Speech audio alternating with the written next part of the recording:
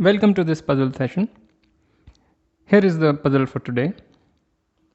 We have 25 boys and 25 girls seated in a round table. So there is a round table and there are all these students sitting in some order. It's not like 25 boys first and then 25 girls or any such thing. It's just they are sitting in some order. And then one wants to show that both neighbors of at least one student are boys. So there is at least one student amongst all the 50 students, such that both the neighbors of that student, meaning if the student is here, then both the neighbors of that student are boys. So this is what we want to prove. All right. So we start by contradiction. So assume the proposition, or rather the thing to be proved is false. So assume that no student has both neighbors as boys. Okay, so assume under this assumption, what we will end up showing is that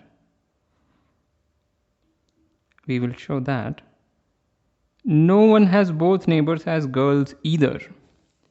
So if you assume that no one has both neighbors as boys, then we'll end up showing that no one has both neighbors as girls either. And then we will finish the final thing, but first we will show this yellow statement. Okay, so how do we show this yellow statement? Right, so let these be all the students, S1, S2 up to S50. We have just given them some labels. These are students. Okay.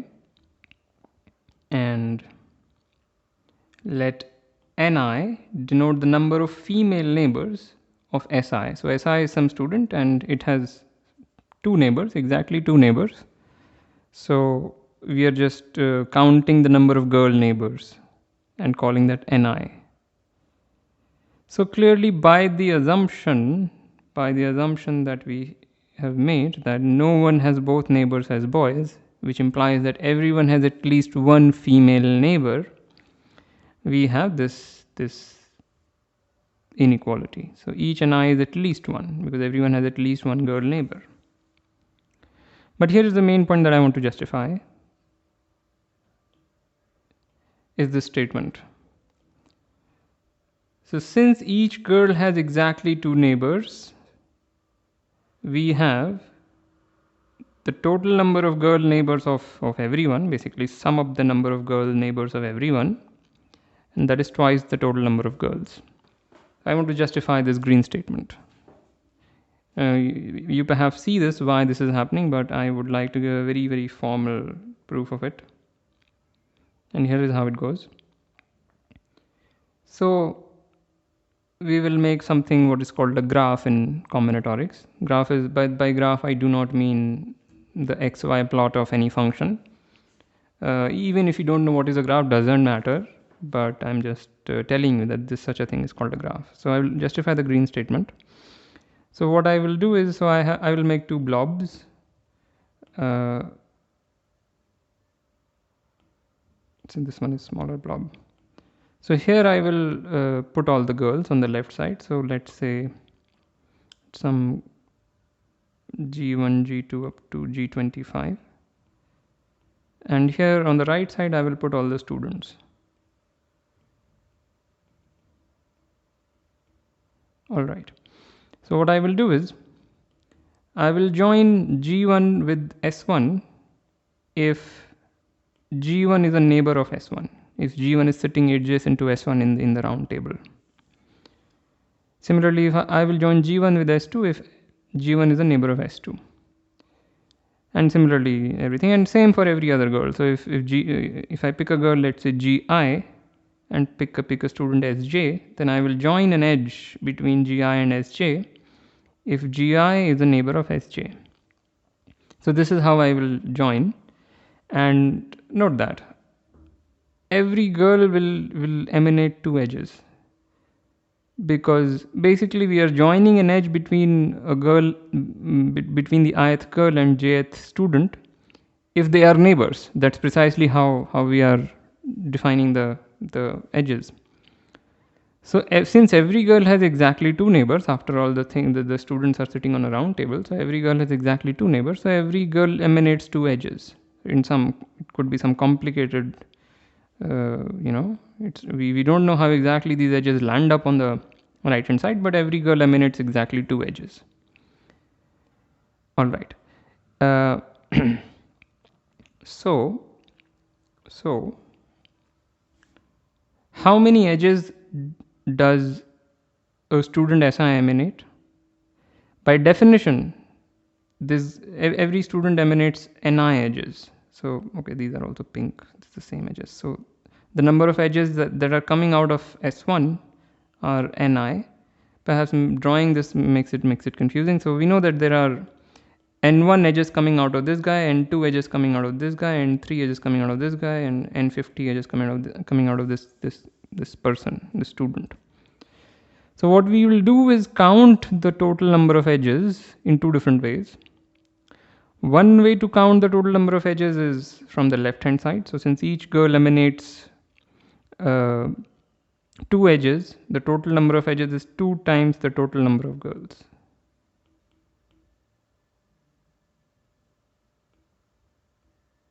And we know the total number of girls is 25, that's okay, but it's since every girl emanates two edges, the total number of edges is clearly twice the number of girls. But if we count it from the right hand side, every student is emanating, ith student is emanating Ni edges. So the total number of edges is the sum of the Ni's. And this is the green statement. This is precisely what I wanted to justify.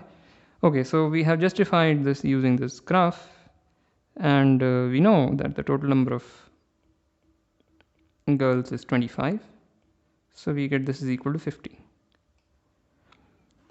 So what we have concluded is that n1 plus n2 plus ... plus n50 equals 50. At the same time, we already had that each Ni is at least 1.